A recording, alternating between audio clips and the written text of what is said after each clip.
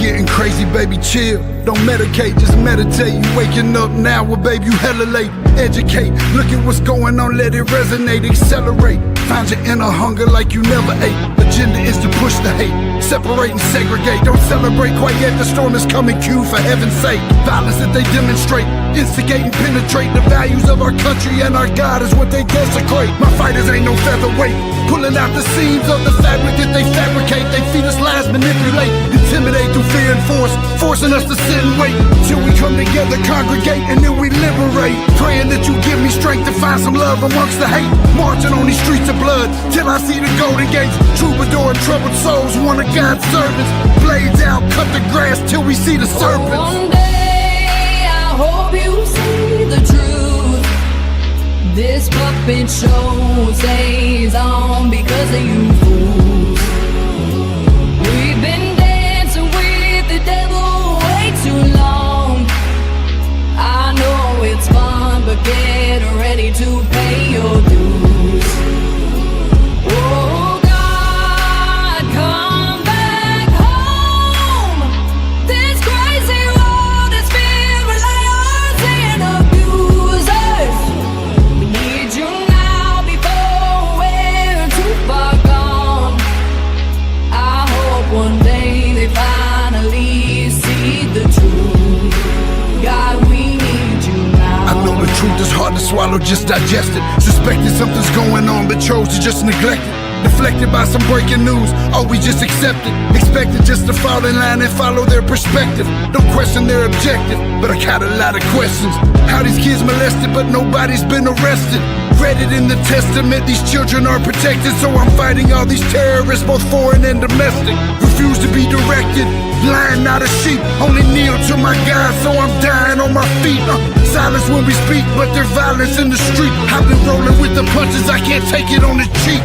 Drink from a glass half full, I'm optimistic. People are sadistic, so vicious and malicious.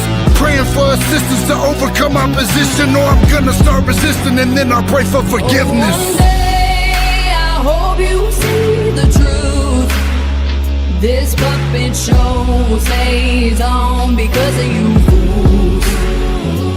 We've been dancing with the devil way too long. I know it's fun, but get ready to pay your dues. Oh God, come back home. This crazy world is filled with liars and abusers. We need you now before we're too far gone. I hope one day they finally see the truth. God, we need you now. We need you now. We need you now. One day, one day, one day I hope you see the truth. This puppet show stays on because of you fools. We've been dancing with the devil way too long. I know it's fun, but get ready to pay your dues. Oh God, come back home. This crazy world is filled with liars and abusers. We need you now before we're too far gone.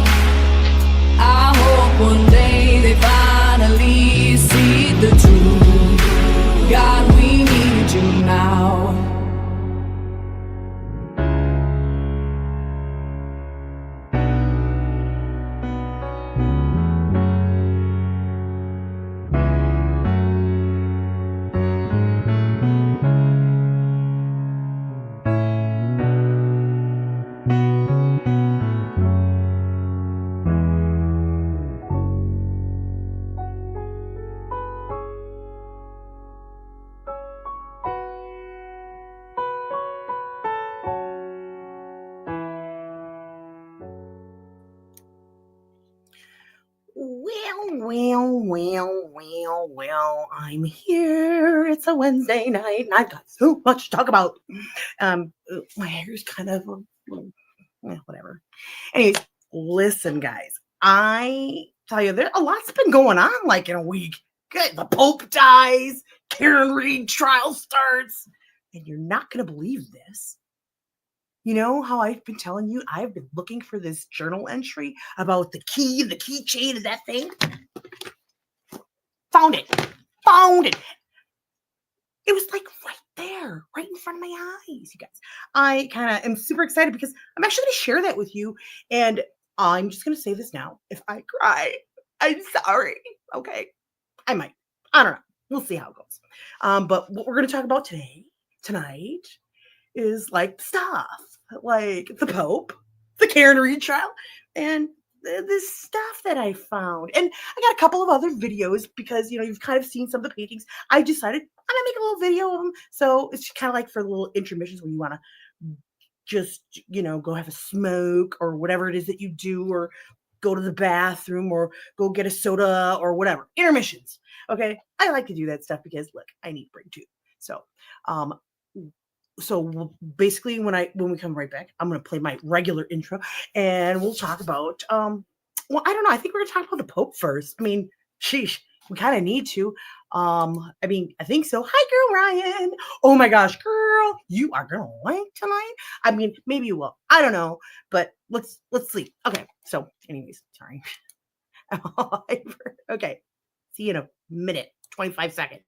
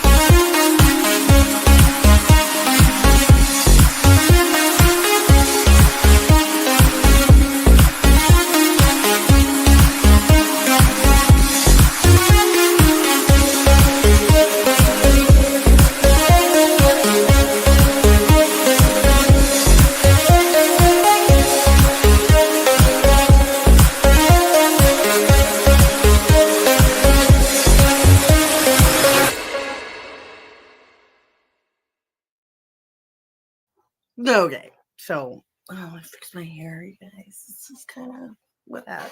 Okay, so I was feeling the pink today, so I'm going pink. What's up? I like that.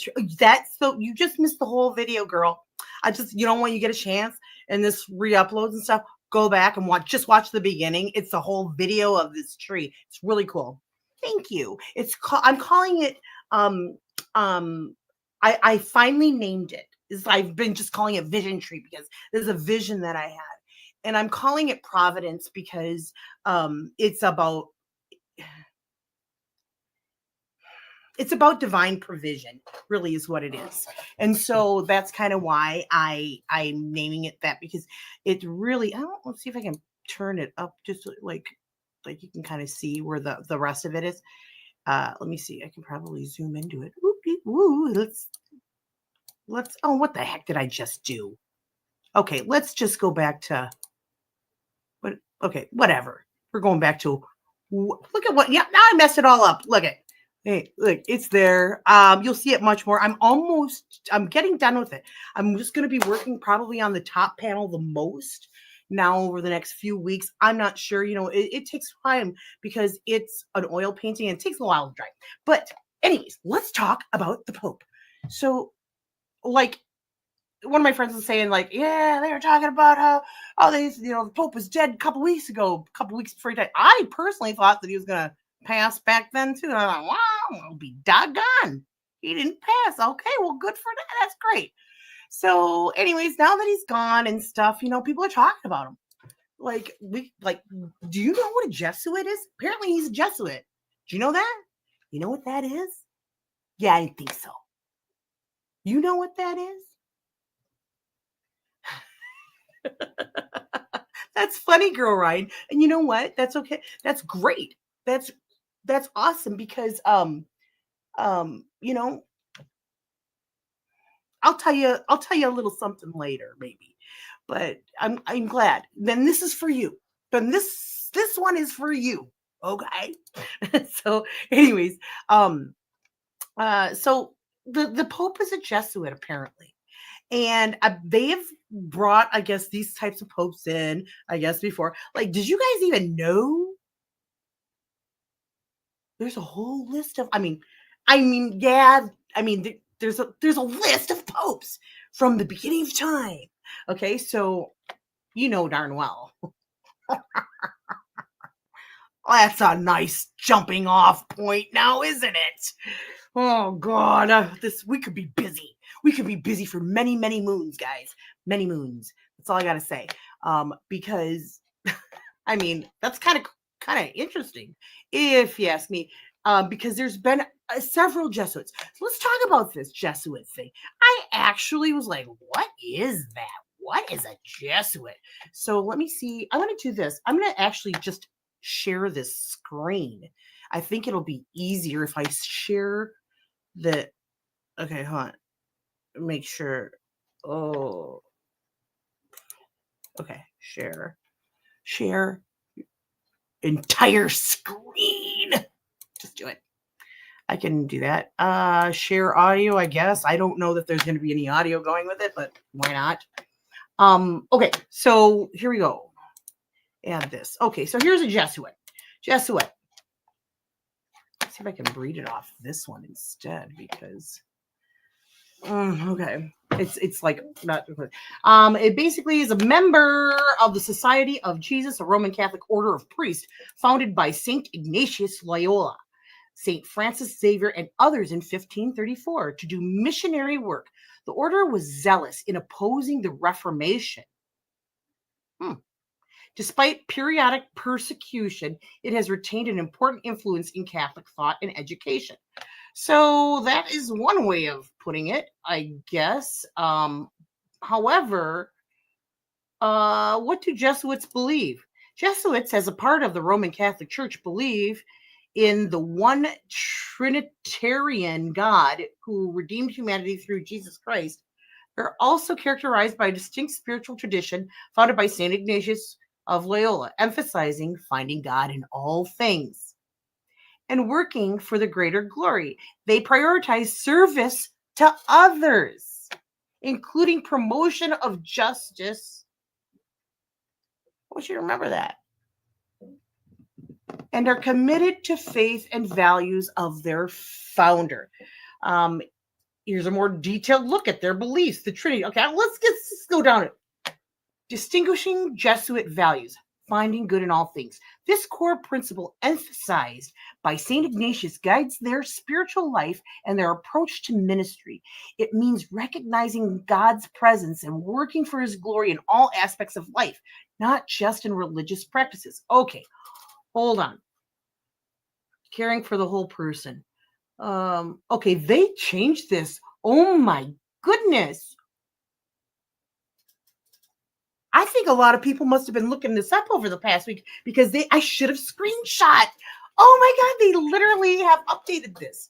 Okay, well, that's okay. They basically believe, they're the ones that speak for those who aren't being spoken for. So they believe that, I don't know how I want to put this, but yeah, we're doing a little God tonight, but we're just talking about the Pope and this stuff. And I don't know about this Jesuit thing, because when I started reading about it, it started saying that it's welcoming like certain types of things that Jesus said don't freaking go there, folks. He said it in Revelation. Don't go there and don't be like a Nicolaitan. And these guys are saying that they're all about social justice and about speaking for the person who just doesn't have the voice, or and it's like they're talking about gay people. Okay, this is what I'm getting at. Okay, that's what we're talking about. And so he's inviting them into the church. And God kind of says, like, Jesus said, don't do that. And so it kind of this is kind of like the long and the short of it. And I am not okay with it. But hey, the Catholic Church is the Catholic Church. They do their things. But I mean, they're welcoming in pedophiles at this freaking point. You know what I'm saying? Sorry, no, I don't mean to say it like that, Lord. Okay, wait. That might not have come out the right way, but you know what I'm saying? I mean, they have what they call cognitive dissonance in the Catholic Church. They know stuff ain't right, but they do it anyways. They poo-poo it or sweep it under the rug. Okay, that's the long and the short of it. I'm not okay with it. Well, Father Petta was touching boys decades before it was good. Okay.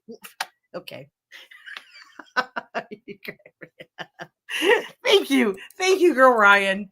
Anyways, so funny. I am a little bit nervous about that because we just talked about this. Like, we just went over like Pergamum. Remember, we just visited Pergamum and we were talking about even the Nicolaitans. Remember, Rick Renner was talking about that. Well, let me remind you, because I actually have it right here. No joke. First of all, let me just put this over here. I don't know if this has. So we were talking about the letter to Pergamum. This is in Revelation, and remember we were talking about hey, don't be like the Nicolaitans. Now some of you are following the teaching of the Nicolaitans. Turn back. If you don't, I will come quickly and fight against these people, and my words will cut like a sword. Yeah. Or if you have ears, listen to what the Spirit says to the churches. To everyone who wins the victory, I will give some of the hidden food, the hidden manna. Oh, if we are obedient to that. So it's kind of cool. Anyways, I just wanted to throw that out there. A little bit about the Pope.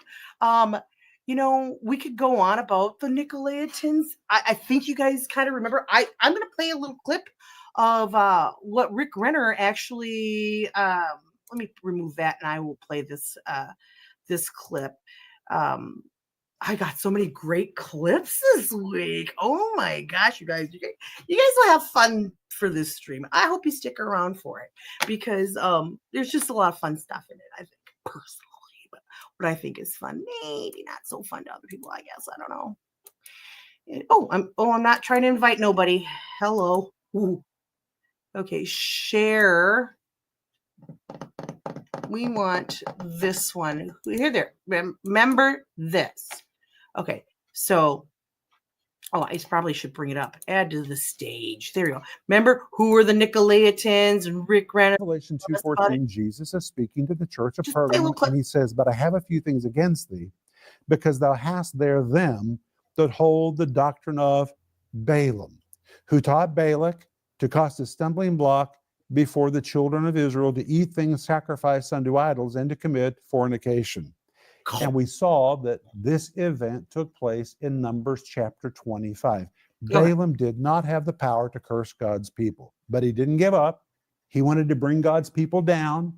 So he introduced a doctrine or a method to destroy God's people. And he said to King Balak, "Let me tell you how to destroy God's people. I can't curse them. So let's get them to curse themselves." And likewise, the devil can't curse you, but through your... So, I'm streaming over on Rumble and Twitch and YouTube. So I got I've got a few, one here, one there, couple here, couple there. They come and go. They can come and watch this later. I'm kind of one of those streamers where you just watch on your own time, because I've got a lot of videos of art and stuff, and that's kind of stuff that you want to watch when you're in the mood for it. You know what I mean? Anyways, let's continue. This is very interesting because we just went over this. You can bring a lot of destruction into your own life. You don't want to do that. So let's pay attention to what happens in Numbers chapter 25. And What here's happened? what Balaam said to Balak. Balak was his apprentice. And Balaam was saying, let me tell you what to do. If you do what I say, judgment will come on the people of Israel. They will incur wrath because of their own behavior. Let's send the naked Moabite women out in front of the Israeli troops. They haven't seen their wives in a long time. And let's lure them into sin. And when they're lured into sin, then they will create such a horrible spiritual violation, they will incur judgment. That was the doctrine of Balaam. And the Bible tells us about it in Numbers 25, verses 1 through 3, which says, Here. And Israel abode in Shittim, and the people began to commit whoredom with the daughters of Moab. And the daughters called the people unto the sacrifices of their gods, and the men did eat and bowed down to their gods. And Israel joined himself unto Baal Peor, and the anger of the Lord was kindled against Israel. Well, first of all, Shittim was a place where there was a grove of trees, and there was a mountain, and on the top of the mountain there was a temple to Baal Peor. Baal Peor was a horrible god, so horrible, I'm not even going to describe what he looked like and what he represented, but it was sexual debauchery of the worst kind. I love his And the Moabite descriptive women tone. took off their clothes, went out in front of the men of Israel, dangled themselves. That's why the Bible says in Revelation 2:14 that Balak cast a stumbling block before the children of Israel. That word before, enopion, within their sight. It was like dangling bait in front of these men. And the men began to speak among themselves and said, hey, what does it hurt if we lower our standards a little bit? God will understand. We haven't been home for a long time. These women are here. Our wives are not near. Hey, this won't hurt. Let's just lower our standards. And the Bible tells us specifically, the women, like temptation, called the men unto the sacrifices of their gods. When the men began following, the women led them to the temple of Baal Peor. That was a place of sin. It was so diametrically opposed to everything that stands for a holy God. They should have never gone there. They should have stayed away from there. And so, he goes on. I highly recommend you go and check out his thing. Who are the Nicolaitans? Now, Rick Renner actually has another one like where is or who is or whatever. There's a couple of the ones about the Nicolaitans. Totally recommend it. YouTube it. Good stuff. I could go on forever. Hey, that is probably not the best. Hey, right now we're gonna have we've been live for, on TV they do like a commercial like every 20 minutes, so let's try it. I've got a new video with those lines that I think Hate Your State really liked those, so I was gonna do that. The next part we're gonna talk about those next is the Karen Reed trial. Oh my God, you guys, this is ridiculous. Karen Reed.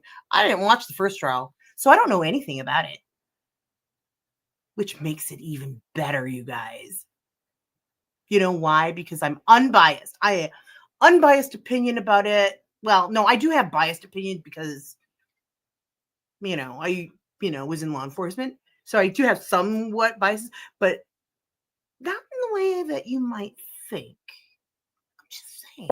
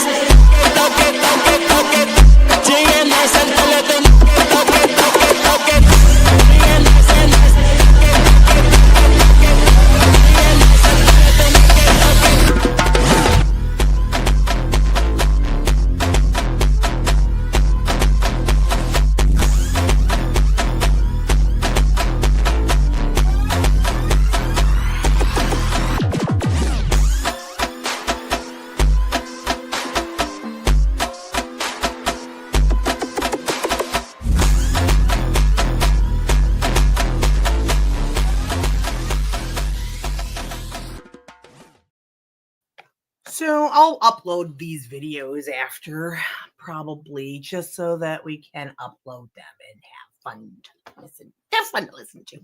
Anyways, listen. This Karen Read trial is something else. I'm like really surprised that surprised at some of the information that I'm hearing just in the beginning of this trial. Like even opening statements, I was like, what? So if anybody's ever watched this trial, I haven't, and I'm intrigued. I am shocked by some of what I'm hearing. I'm hearing that the guy's lawn, who knew everybody? The guy never came out. I mean, I'm curious to know whether or not they ever went in and checked out this guy's house, or ever entered this house, or any of that. So I'm real curious to see if that ever happened. So I'm not sure. I don't know why. Oh, great. Thank you. I appreciate that. Yeah. Thank you. I'm like, my nose is like tripping. It's allergies, you guys. I'm not doing drugs. Jeez. Oh, if life was that easy, right? Anyways. So I took some clips. You're not gonna believe some of the stuff that I'm hearing. So I kind of wanted to share with you. Oh yeah. No. Right? I'm totally. I know. I'm watching it too, girl Ryan. I'm telling you, I couldn't. No, they didn't come out. They never came out of that. They didn't. Like, I don't know yet. We're gonna find out. You know what? I'm so unbiased because I never watched the first one. But I'll tell you, Hate Your State. Me, we're like texting, and I'm like, trying to keep up on it. And it's interesting because I think he watched the first one. So I'm curious to see what maybe I'll try to convince him to come online this weekend sometime, or whenever something real big and juicy comes up in the trial, because I think he's kind of into this one. And we're, if I read you our chats, it would be so funny, but I'm not going to do that because it just cracks me up. Okay, so let's see if I can. Let's see if I can pull this up somehow without. Let me do it like this. Oh, hello. Okay, so I made this. Let's find the video. Made this video first. Let me go. Oh, that's the wrong one. This one. Watch this. Okay. Check this out. Yeah. Yes.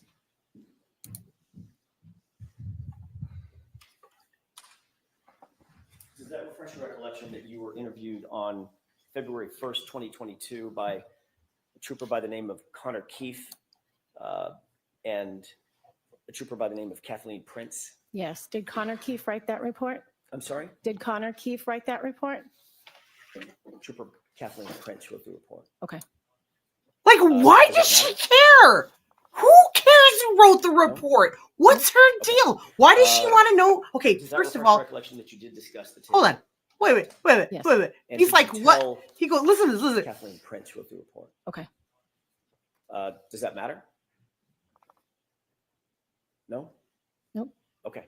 What the Does f- that This broad. Why is she asking who wrote this report?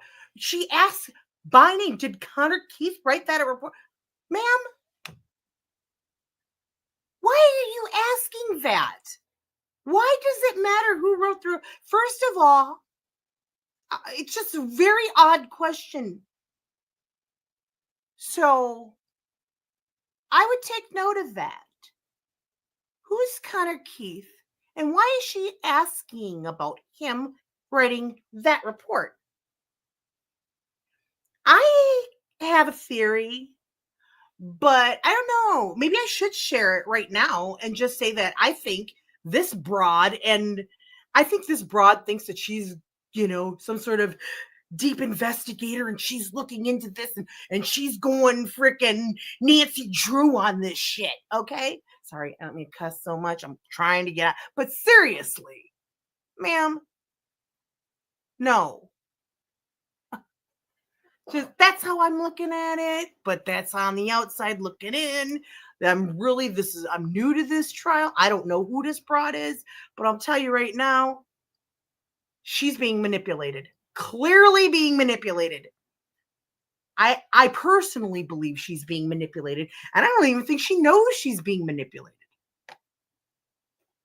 I could be wrong. It's still early. I could change my mind. Another shack lady. Who's another shack lady? Who? Did I say something? And she was the witch with the capital B. Oh, haha, you're funny. Okay, so then here's another clip. Here she said, this broad. Let me tell you. Wait, let me make sure I got all the right clips because I had them in an order, and so I want to make sure that you hear this one. I believe You indicated that you don't remember the date of that text communication between yourself and Mr. Nelson. No, I don't remember the date. Would it refresh your recollection if you looked at a text message between the two of you about the subject of the Ring camera? Sure. Okay. Do I need to know the date? May I approach? I need to know the date. Oh, okay. what is her deal? Why is she questioning? Oh my God. Why is she questioning the defense like that? Why is she so defensive? Is it March 7th, 2023? Do I need to know? What? She does this Yeah. continually.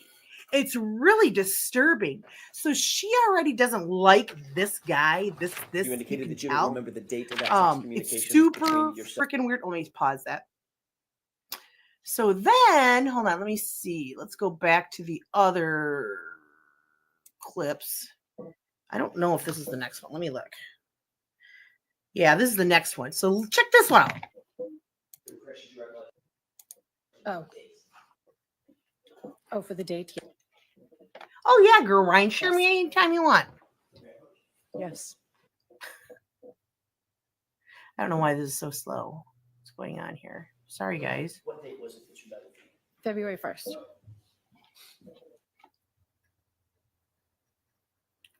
I'm sorry. I don't know why. Oh, it's that time of day.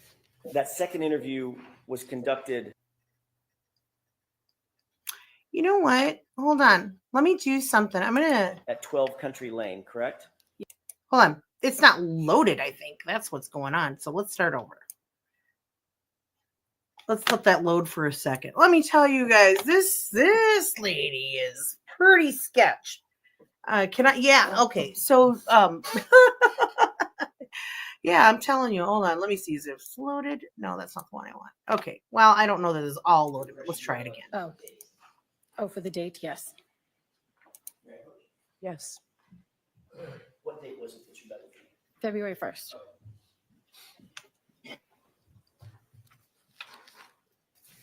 That second interview was conducted at 12 Country Lane, correct? Yes. Listen And to this. who again lives at 12 Country Lane? Jennifer McCabe. So the Why is second she- time you told your memory, your story to law enforcement, you were literally sitting in Jennifer McCabe's house. Yes. And you had met with Jennifer McCabe before your interview, correct?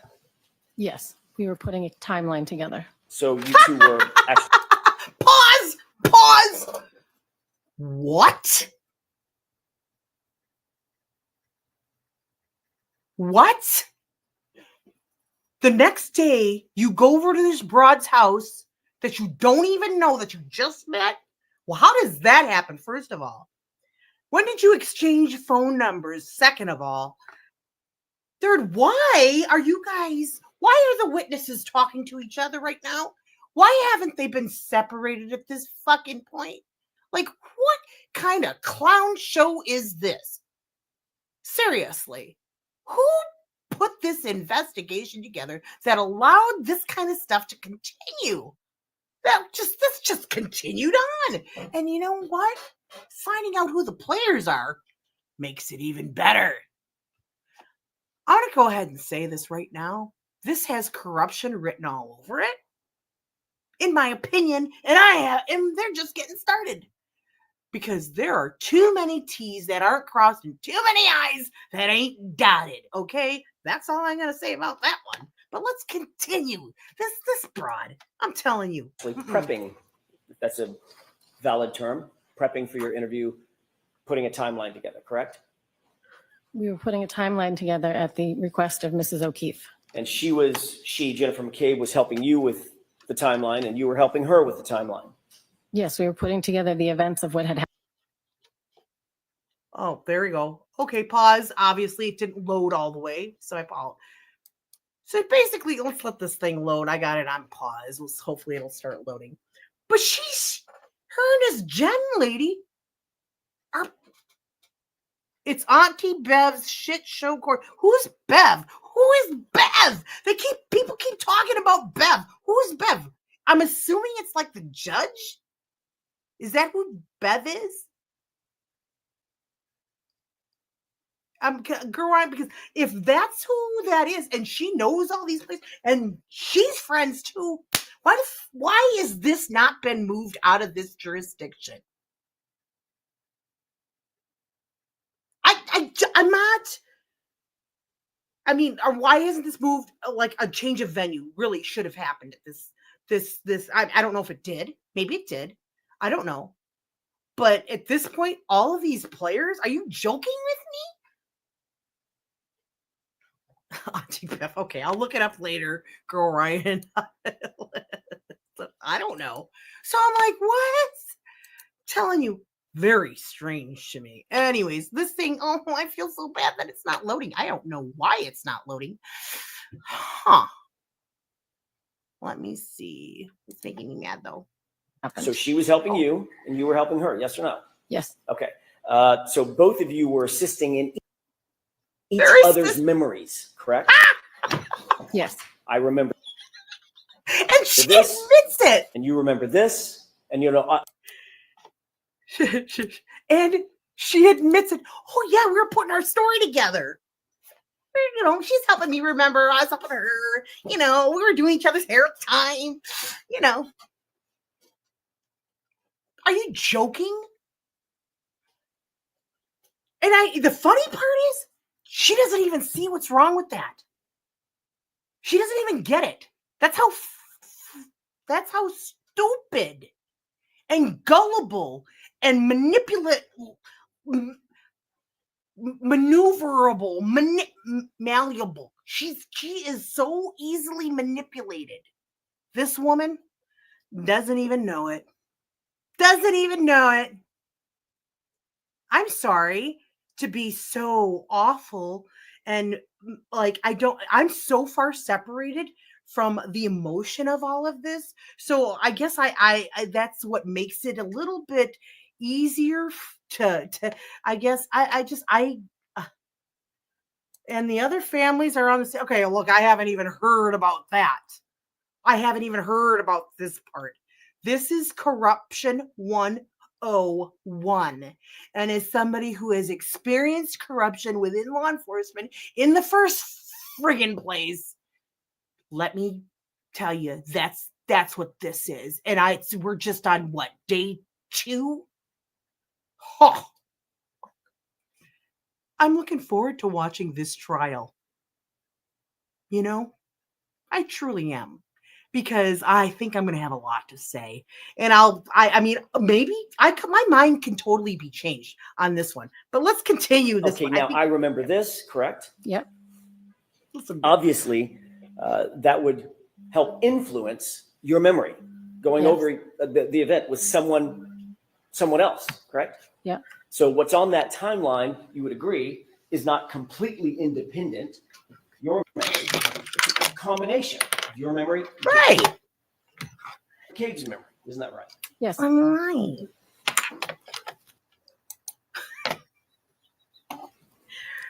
Reeves, Oh. go to my YouTube.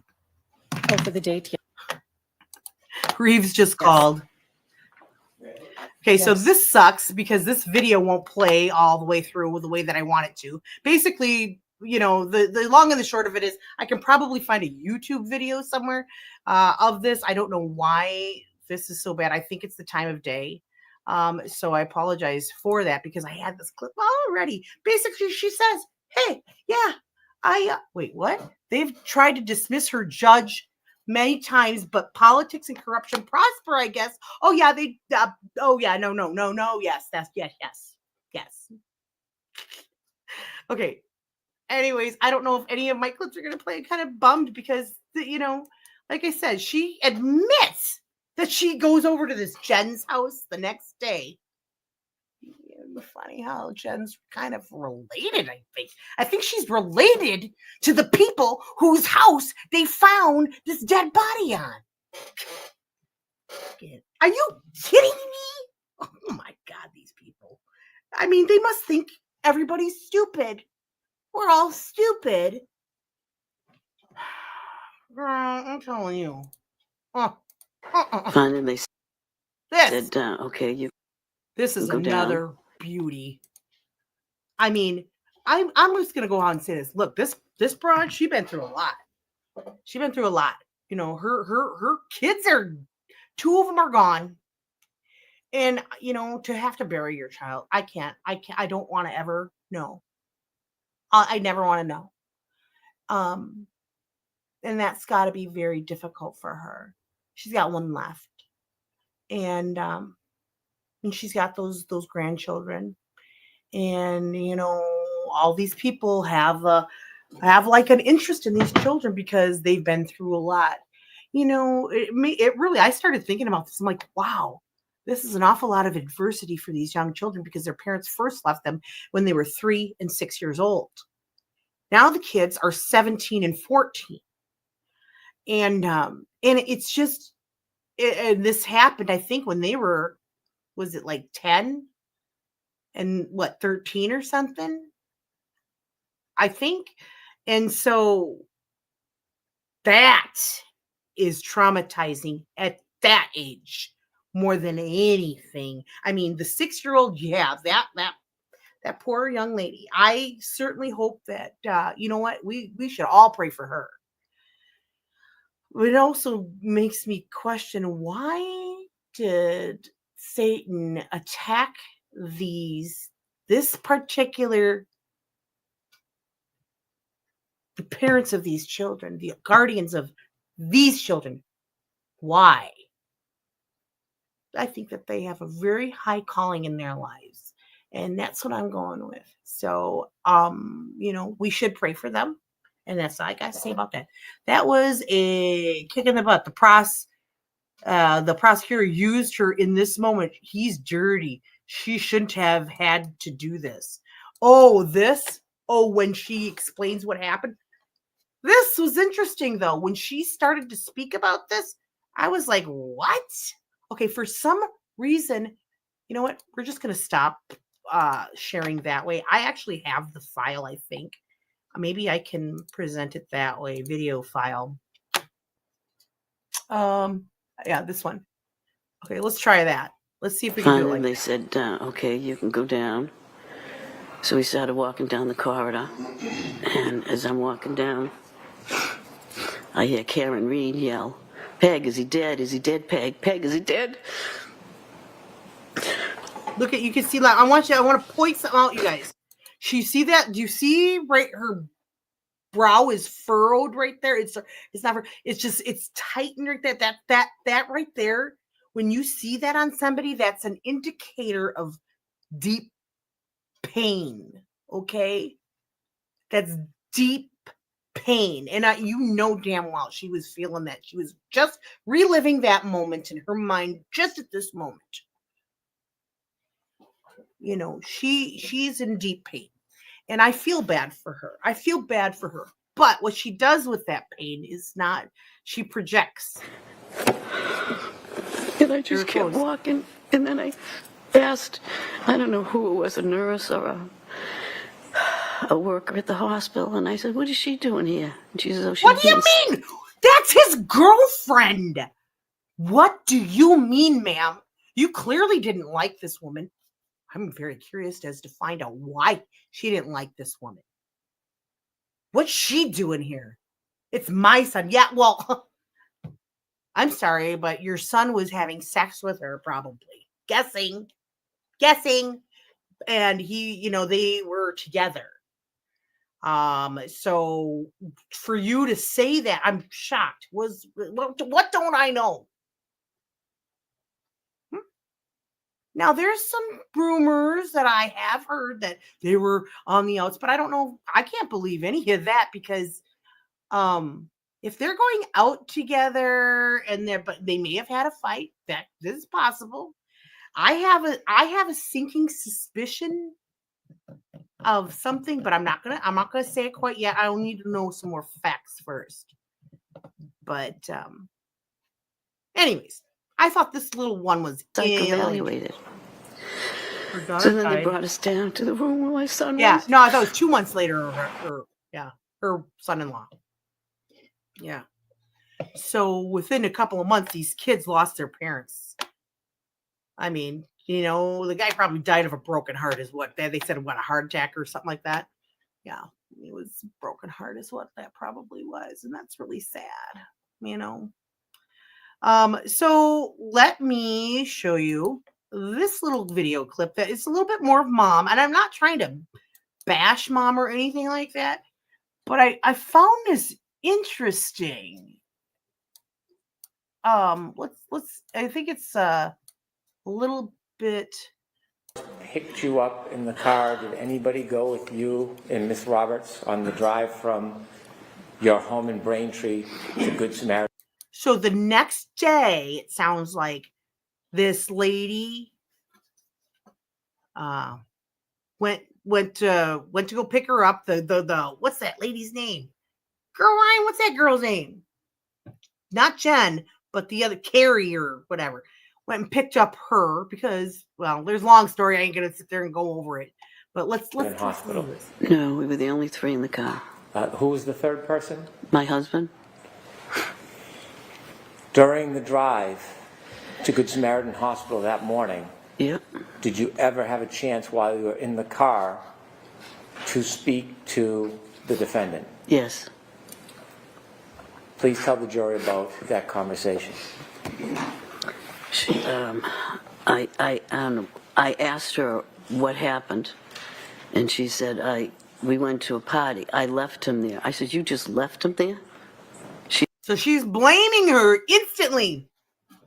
Doesn't know what happened, so I don't know what happened either. I haven't heard her side of the story yet. I mean, what? Backbone. Hold on a second. Hold on. I'll be right back. You guys, we got to have an intermission because somebody's knocking at my door.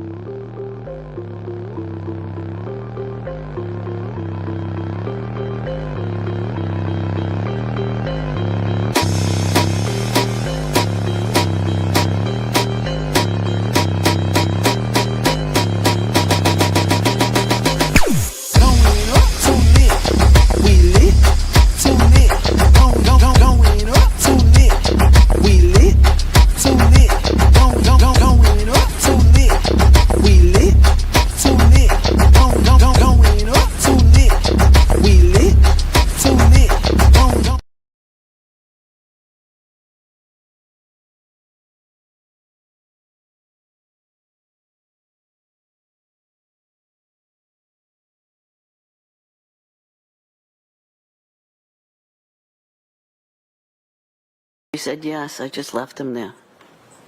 Did she say whether she left him inside or outside? No, she just said I left him there. Did she tell you whether or not she left him in the driveway or the street? She just said, no, I just left him there.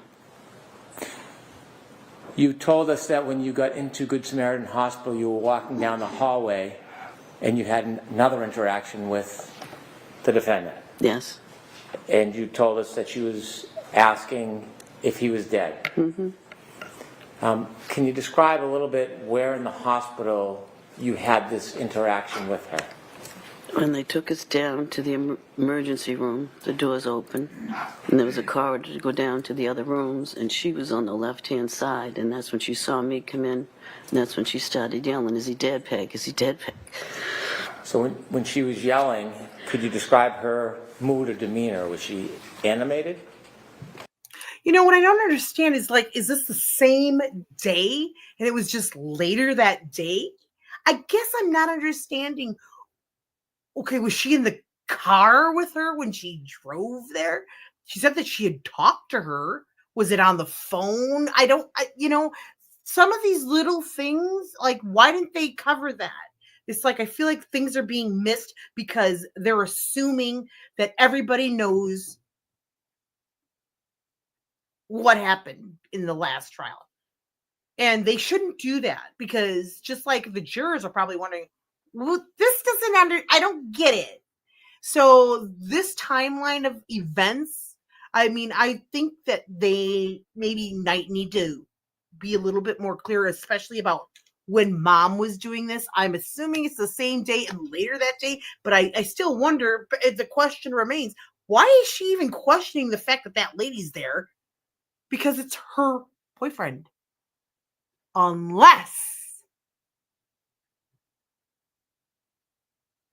somebody was in her ear all day long saying she did something happened, and they were recounting. Remember, the next day they were talking, and what's her name? Boy, Carrie's a little busybody, isn't she? So is little Jen, isn't she? Both those broads are kind of busybodies, aren't they? Maybe take note of that, guys. Just giving you a little hints. Take note of those things. Very interesting to me. Very, very interesting and disturbing at the same time. It's just loud, and I don't know. She was just loud, and as she was saying it. And when she was asking you, is he dead, is he dead, did you again ask her a question? I just asked the nurse, what is she doing here? Okay. And did you speak to Miss Reed herself? No. So, hi, I'm your puppet. RJ, really? Put some pants on in that.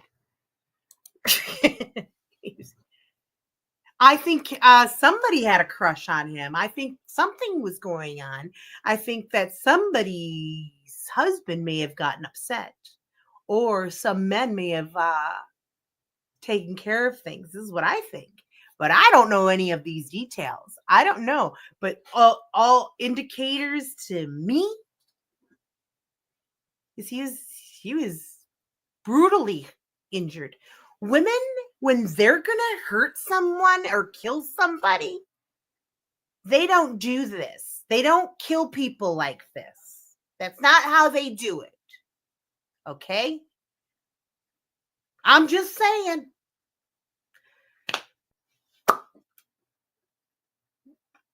I could be wrong. It's early. My mind can be changed. So Jen's a witch with a B. Okay, so I get it. So I mean, you know what? Something ain't right here, you guys. That's all I got to say about that.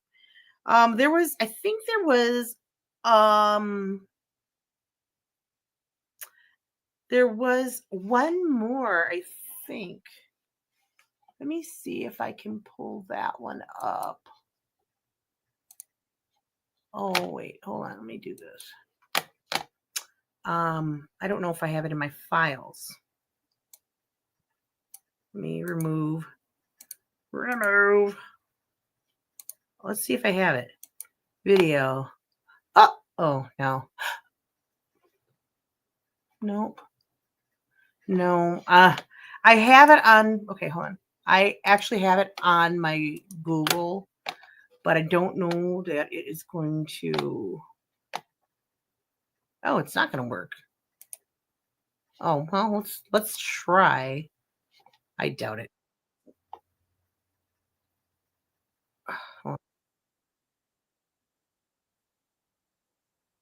Look, all I know is there's something not right. That guy that was on the stand, I do believe, was it Connor? I think that was on the stand today. The one that she was saying, did he write it? This broad is she's a junkie. She's a law enforcement, or she's one of those junkies.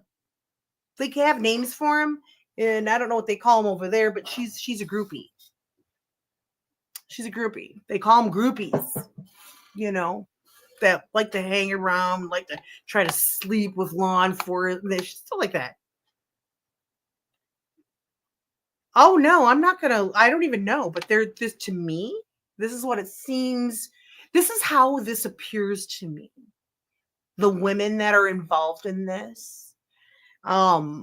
But I could be wrong. I mean, this broad's married. I don't know if they're both married or not. I don't know why does my sound seem all weird? I don't know. I'm not looking up her wildest moments. Are you crazy? I got so much more to talk about. I got one more thing. So basically, I'm going to be watching this. I'll be watching this a lot. I'm curious to see how this plays out because they aren't very good. They aren't very good at. They're stupid. These broads are really stupid. If they didn't think that, I don't know why my earbuds. That's weird. It's just my earbuds, maybe. But yeah, it's so. I just find it very weird. Hey, what's up, Love Bug? What's up? How interesting. Anyways, as I was saying, I got one more little segment going on, and I got one more painting to go on. So let's do let's do that. Let's have a little intermission. You watch the painting. It's about 4 minutes, 4 minutes, 17 seconds, called Entra. Check it out. Something new I made. I hope you like it.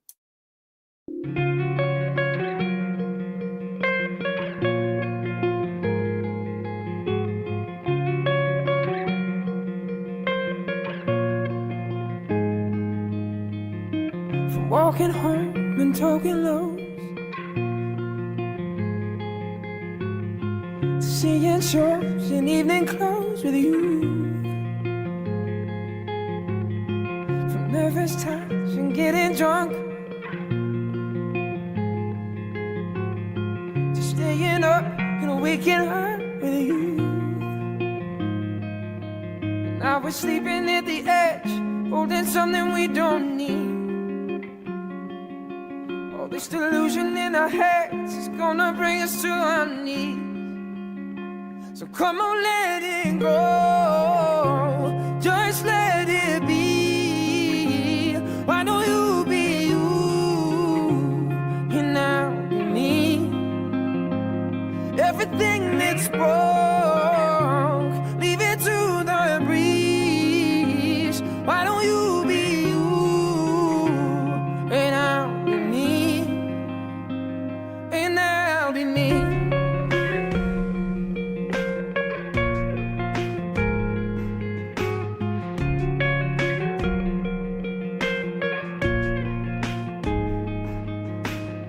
From throwing clothes across the floor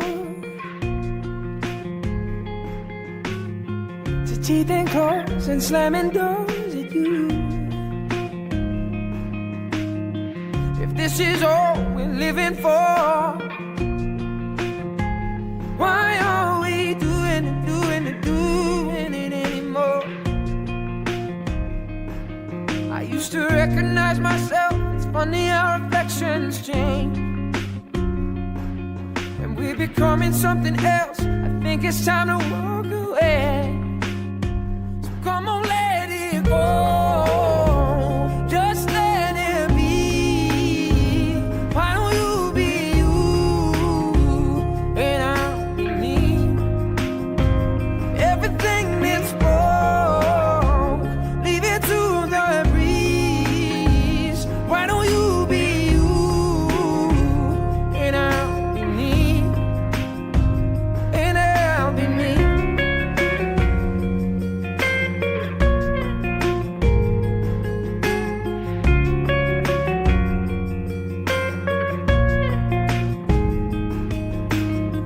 Trying to fit your hand inside mine when we know it just don't belong. There's no force on earth could make it feel right.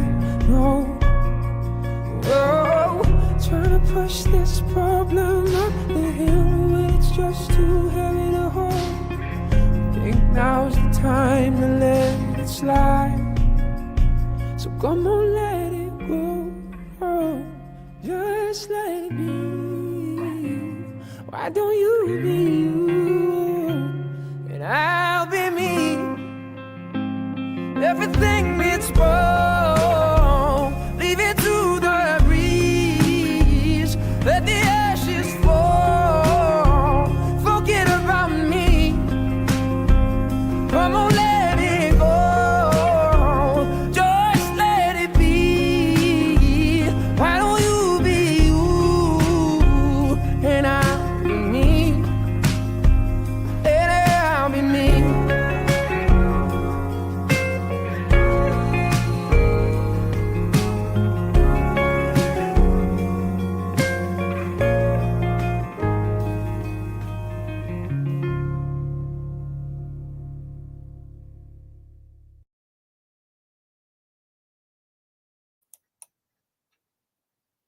Why did that take so long to get me back up on screen? Super weird.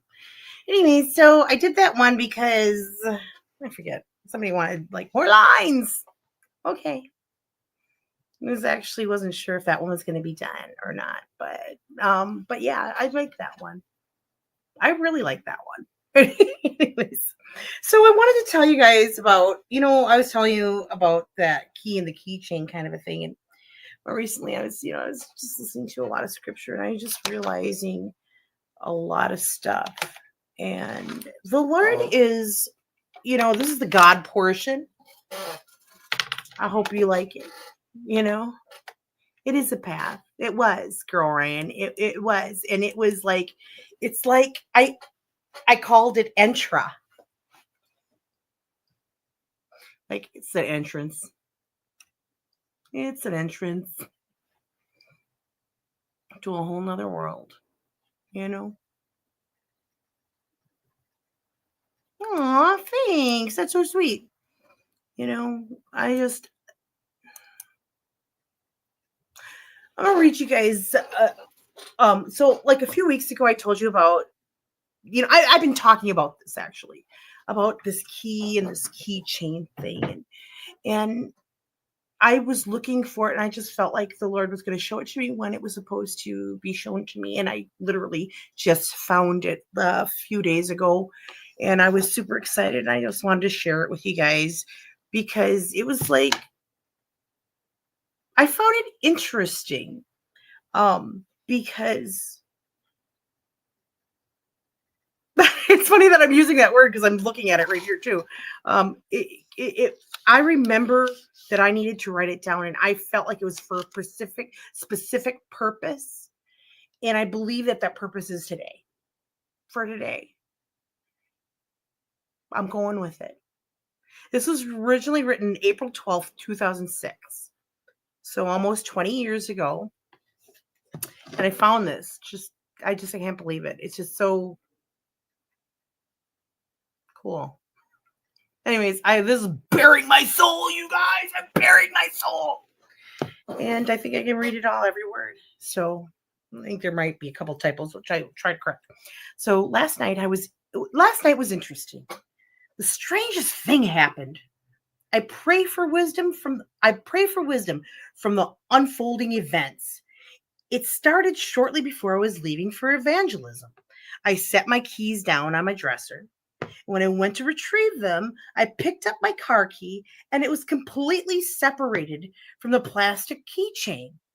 I looked at the plastic to see if it was broken, but it was intact. It was the strangest thing. There was no way that it could have come off unless I unwound it from the ring. I just looked up at the Lord and figured there was some meaning to it, but I didn't know what it was at the time. So I left and I went to church for evangelism. When I arrived, Pastor Nick was giving keys to someone. He pulled them out of his pocket and told the guy that they had 2 new vehicles, a black and a blue Kia. Then Pastor Nick said, "That's weird. The keychain is separated." You can imagine what I was thinking at that time. When I seen that happen, I instantly grabbed hold of my attention. Okay? That's not in the book, but it did.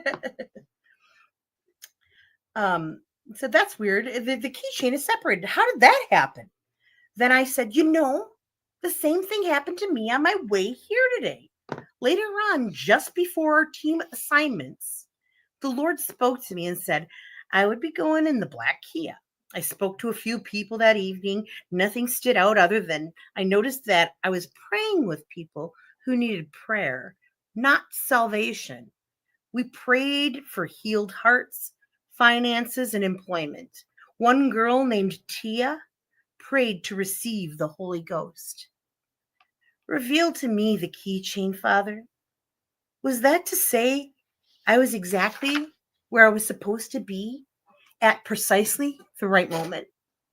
No matter how far we or I stray from you, you will always bring me back to where you need me to be. Father, I love you so much. I pray and I know that I will always find my way back to you by your grace.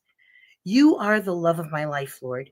You are the one that I have complete faith and trust in because you always show me the truth and mercy that only you can give. Keep my mind and my heart in all your ways, Father. Use me, guide me, and bring me to the places you need me. I want to do your will. Show me which paths to take and let me run with endurance. I shall mount up with wings like eagles and soar. Prepare the way for me. Clear the path for me. Conquer all obstacles and remove hindrances from my path of righteousness. My Jesus, you are the lamp under my feet and a light on my path. Guide me and show me all of your ways, Father. Bring me to the places you need me. Equip me with your very word and everything else you'd need me to utilize and testify to. May your wisdom fall on me. The grace of your wonderful word fills my heart. Construct and build me, Lord. Bring me from glory to glory. It's hard for my human mind to comprehend a greater glory than that I have already experienced. But by your word, you have revealed to me that there is even a greater glory. Show it to me. Let me live in it all the days of my natural and spiritual life, even beyond time. So that story, that entry, it's weird. Oh, let's read what you said, girl, right? When I'm going through the waves of grief and I'm with the guy upstairs because of it, but your show comes up and makes me feel a little better. No lie, maybe it's that guy up there.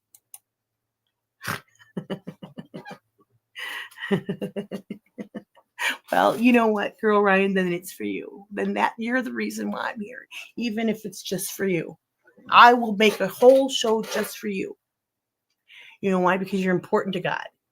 Everything, you know what?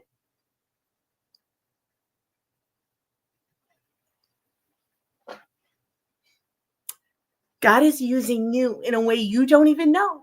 And I can see it. So just don't worry about that. You don't worry. God's got you no matter what. Oh, you make me cry because I kind of know part of your story, Girl Ryan, and it breaks my heart to know a lot of what you've suffered. And it's hard to watch, you know. people suffer with the same things that, we all suffer with. We do. See, I don't want to do this freaking crying crap. We don't like that. So anyways, got to put on my Wonder Woman outfit, guys. So basically, when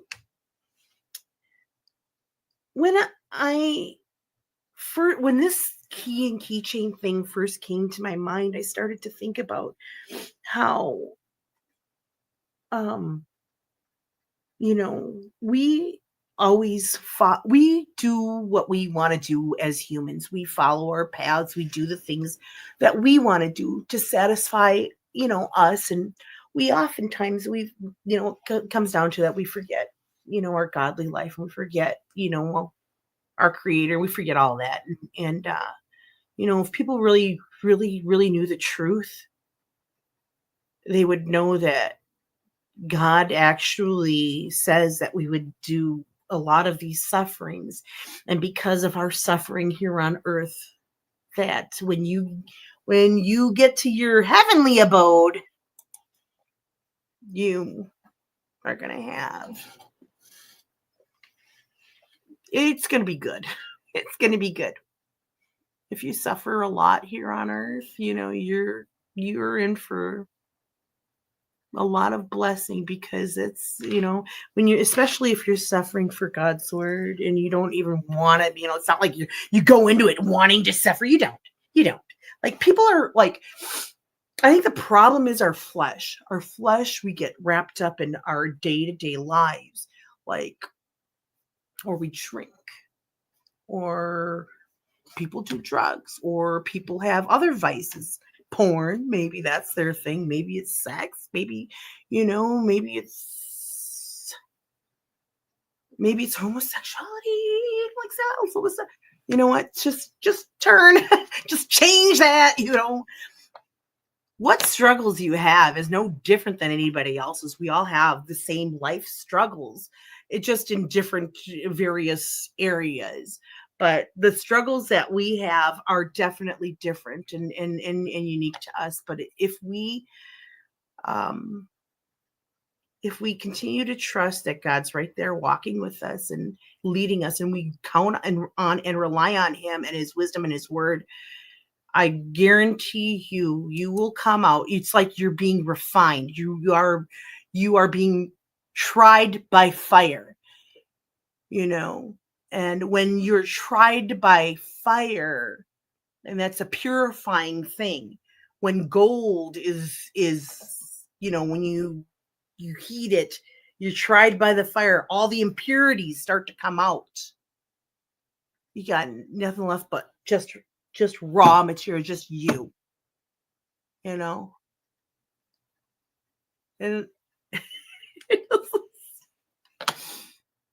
you become the person you want to be for Christ. You become the person you want to be for the world, because your suffering is really, it's your love for life, your love for, it sounds weird, but it sounds like it's love for this world. Or is it love for humankind? It's love for God's creation. And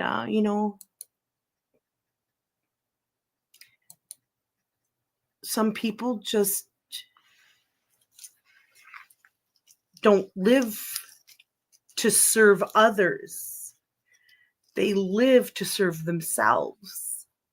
And, it's kind of where our society has gotten to today, where it's like every man for himself. Sucks. These people are holes. They are. Hey, I had a couple of clips I wanted to play for you. Oh, golly, I don't know which one goes first. Oh, you know what? It's actually the book from this Terry Savelle Foy. She had this little thing, but I can't introduce her the way she can introduce herself. So I'm going to play a little video of her. I'm going to play a second video of what I want you to hear from her. She's a really smart lady, sweet lady. And don't listen to her. Her dad passed, I think it was like last year. I don't remember. I think it's last year or something. Anyways, here you go. So I I do want to say this real quick. You've probably heard this. There's a certain species of fish, which I happen to have, and you put them in a small aquarium and they'll stay small. You take that very same fish, put it into a large body of water, and it will grow to its intended size. The article I read said people are the same way. You stay in a small, limited, harsh environment, you'll stay small. But you get around people, like the people in this church, who think big, dream big, believe big, ask God for big things. You're going to grow to the size that God intended for you to grow, right? Yes, that was not the intro. This was her intro. Sorry, I played the wrong one first. I knew I would. Y'all can be seated. Thank you for coming out on a Wednesday night. Do you know this is my third time to be here in 12 months? So, wow, y'all aren't tired of this voice? Don't answer that. Don't answer that. Just this week on YouTube, I don't see all the negative comments. Believe it or not, people make fun of me. But, yeah, I did see someone say, you literally sound like you sucked the helium out of something, you know. And somebody else said, what are you, Gospel Barbie? And but a lady in Florida said to me, oh my gosh, you sound just like my daughter. And I said, really? Is she here tonight? She said, no, she's 4. I said, didn't think it was that funny, but it's not how you sound that intimidates the devil, right? It's what's coming out of your mouth. So I'm excited to be with y'all, and I want you to know how much I love you. I love this church. Oh, that's that. I like, you know, she's sweet, but she, that little thing, like with the fish, it just brings me kind of back to that whole keychain thing. So you know how like you have a key ring for like your car, and then you have a key. Well, you have a key for your car, you have a key for your house, you have a key for your shed, you have a key for your lawnmower, you have a key for your boat, you've got a key for your safe, maybe.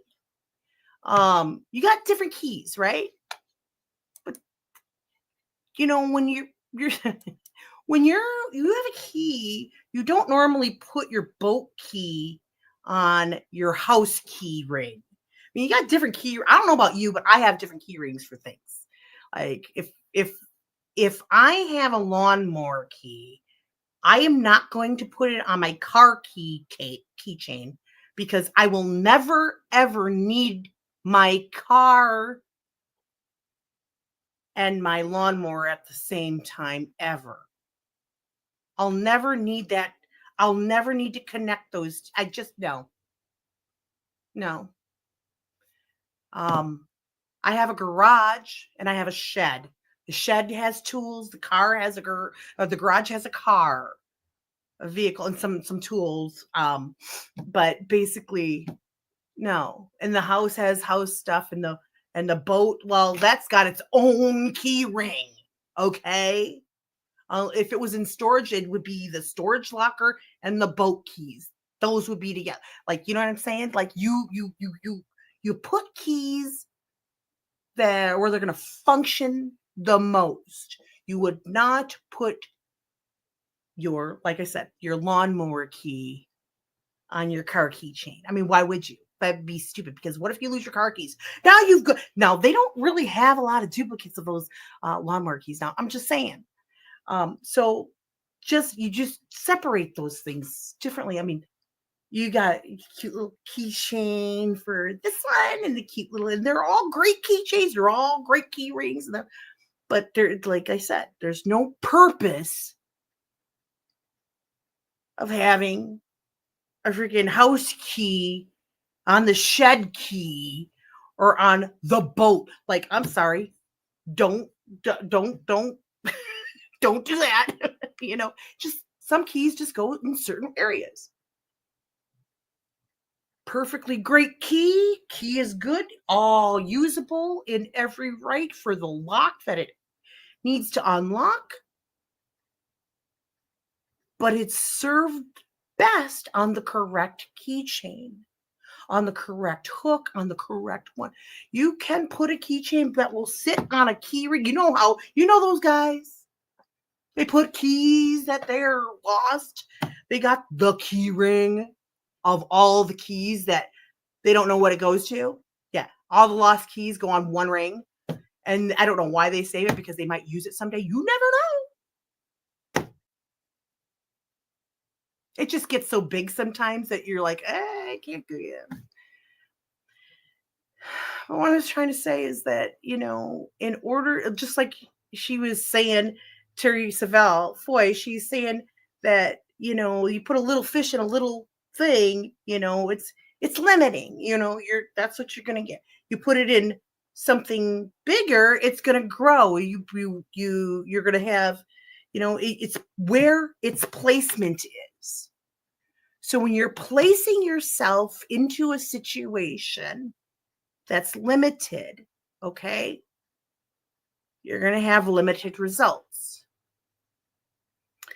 If you start to open yourself up to other possibilities and other avenues and other things that, you start to grow, you start to become something. What was I watching? Oh my God. I wonder if I have, let me see. I think I might have these videos. They're really good because I was thinking of them when I hit save today. They are on my playlist play. Here we go. Let me do this. You know what? I'm going to play these. Your habits make you who you are. Oh, there we go. Okay, so I don't know if this is the same one that she was just doing. So let's see if it is. Pull it up. Oh, here it is. Yeah. Okay, so here's Terry again.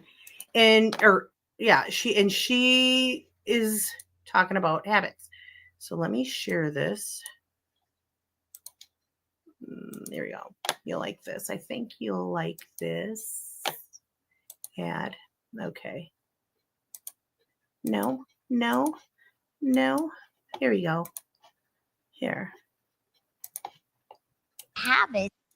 How many believe good habits create opportunity? The habits of the wealthy versus habits of the poor.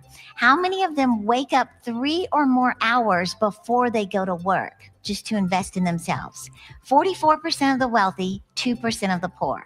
How many listen to audio teaching during their commute to the office? 63% of the wealthy, 5% of the poor. How many read books 30 minutes or more every day? 88% of the wealthy, 2% of the poor. How many exercise 4 days a week? 76% of the wealthy, 23% of the poor. How many watch reality TV? 7% of the wealthy, 78% of the poor. God will change your circumstances, but he'll change you first. You know what you have to do before you can press? Before you can reach forth, before you can press toward the mark, before you can go to the next level, you have to let go of whatever you are not letting go of. There are people in here that are not letting go. You can't change what happened. You can't change it, but you can change based on how you're moving forward. I don't know what it is. You have to let it go. Wow. So that just popped up automatically. So you know what? That's kind of cool because how many believe good? That word in the Greek, righteousness, in the New. Wow, I didn't know that this is going to keep going.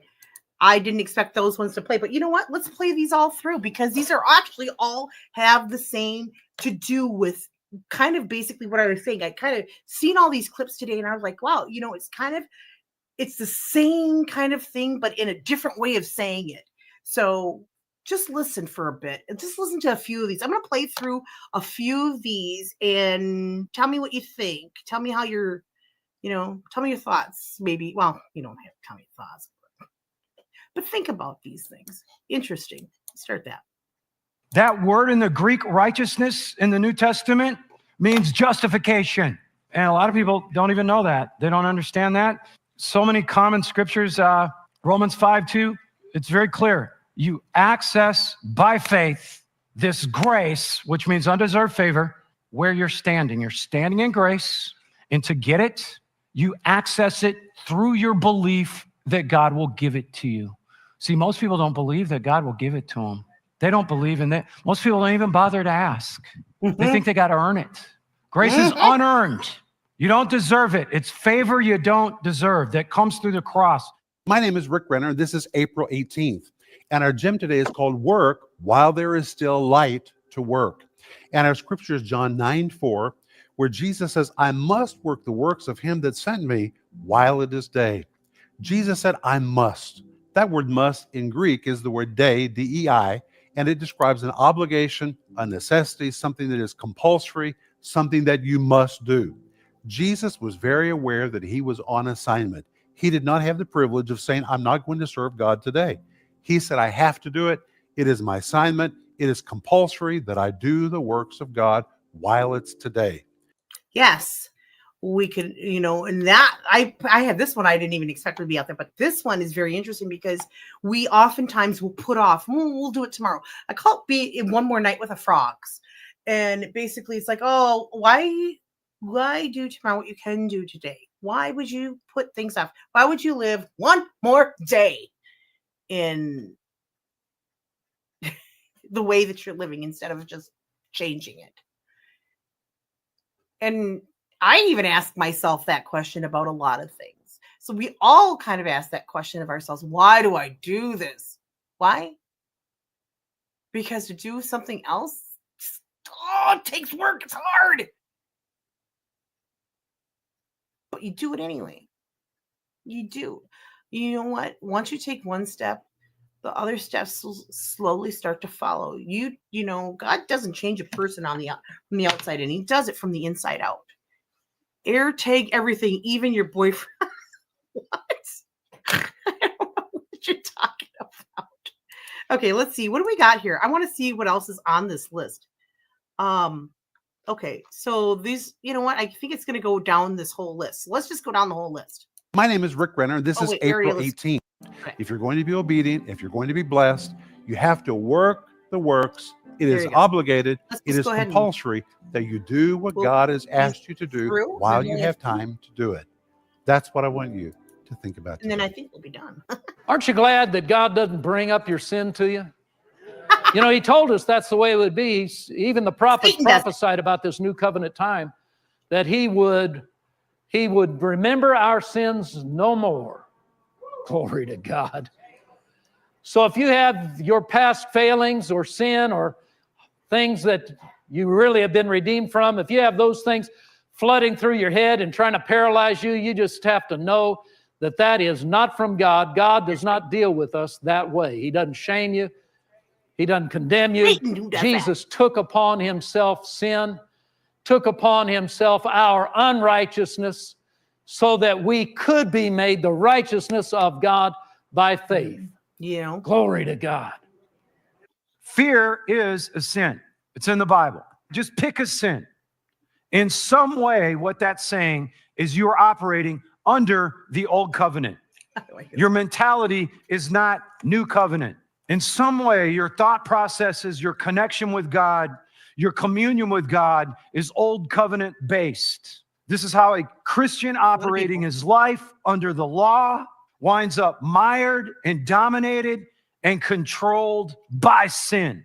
If you're identified with Jesus Christ's death and his resurrection, you're no longer under the old covenant law. You're under a different covenant.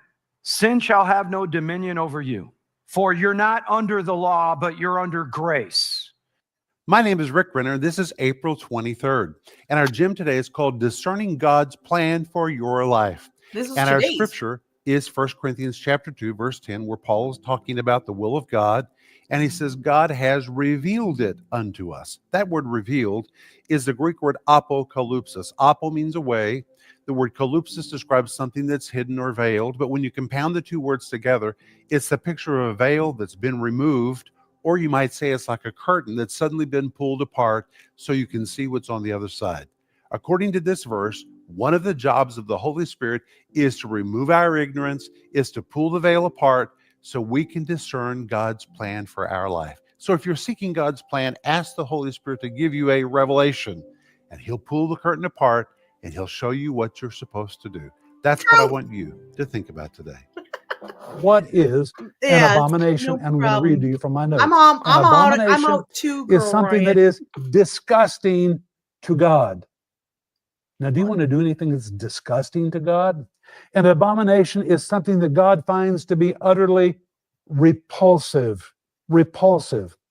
An abomination is something so detestable that it is morally repugnant. It is an offense in the eyes of God. Something so detestable that God actually hates it. In this word, abomination is the idea of hatred toward this object, whatever it is. In the Old Testament, certain actions, behaviors, and practices are described as abominations. Now, somebody might say, well, that's in the Old Testament. Well, hey, do you think that what God found to be repulsive in the Old Testament is no longer repulsive to God? If it was repulsive then, it is still repulsive now. If it was an abomination then, it is still an abomination now. But if you are a Christian operating under the law, it affects your relationship with the Lord. So you're press toward the mark. And you can get to where you're doing more to get more. You're doing it to get it. That's the law. And Jesus has left the picture. But I'm not ready. I haven't done all these things that I think I have to do for it to be good. And he says, my grace, my favor, my loving kindness, my mercy is enough for you. Because of the grace of God, grace will make you do more and you'll be less stressed. How many believe good habits create opportunity? The habits of the wealthy versus habits of the poor. How many of them wake up Let me take that off. Hold on. So I hope you enjoyed tonight's show. I put all those videos together for you. Hope you enjoyed it. I have another one. The land and sea one. I'm almost done with the painting. I'm hoping that this next week I'll be able to get it done and finish a video of it through the process and done. So I'm going to try to get that done this week. Hopefully it'll be done for next week. If not, I don't even know if I'll even do it online. I don't know. This weekend I'm super excited. Because I'm hoping it's going to be nice out. I have no plans. No plans. I'm going to paint this weekend. That is what I'm doing. I'm so excited to do it because the next couple weekends I'm busy. Wesley, my grandson, is going to be 4 years old. He's so big now, guys. And those of you who've been following Wesley's story, you know he's a nano preemie born at 22 weeks gestation. I don't know if I've ever showed you some of these people that have seen this don't even know about that. Actually, let me. I think I might be able to show you some that I have, because some pictures that I have of Wessie when he was very small, just born, so you can kind of see what I'm talking about. And I know that there's some other people that actually watch occasionally. They've got some similar stuff going on in their lives with their grandchildren and stuff like that. So it's kind of interesting that the Lord kind of brings us all together like that. Wesley, full Wesley. Here we go. Oh my God, he's so adorbs. Okay, so let me go all the way down to the bottom. I think if I get to the bottom, I'll get to the top. Here we go. This we can do. We'll do that. We'll just do a little bit of my baby. Well, he's not my baby. He's my grandson, but my daughter hates it when I say my baby. But that's what grandmas do. Oh, I hear nothing about it. Okay. So we're going to show you guys a little bit of Wes when he was first born so that you guys can kind of see what he's my little guy. He's my little guy. He's so sweet. My big boy. There he is. He's got the little cross eyes. He's rocking the NICU like a boss. Look at him. This is my baby Wessie. Here's Mr. Potato Head. He finally grew bigger than Mr. Potato Head, but he was not at first. Yeah, there he is. There Hims is. That's my little guy. My little guy's 4. Like I said, he was born at 22 weeks gestation. He survived. And wait, actually, hold on. Let me see. Let me see if I can get you his most recent, because he's such a big boy now. I gotta go back to, I'm all the way down to the bottom here. Get to the top. Oh, wait, here it is. I'll pull it up. Hold on, let me pull this up. Can't even see it. Dang it. I can't pull it up because you know what? My internet sucks. That's why. Let me see if I can find a good picture. Oh, there he is. There you go. Here's him and his sister. He's covering up her boobies. Nobody can see. See how he protects her already? That's my big boy. So, you know, he is a super duper cool little boy who loves his Gigi.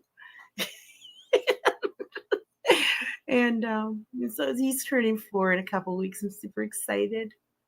Then after that, I don't know. I'm going to have him for a few weeks, or, you know, a couple weekends. He's so much fun. I hope you guys have grandchildren that you get to enjoy. If you're young enough to not have grandchildren, well, then I hope you have, I hope you enjoy your children this week. Anyways, you guys have I hope you enjoyed Easter as well. You guys have a wonderful evening, and we'll talk to you later. Bye.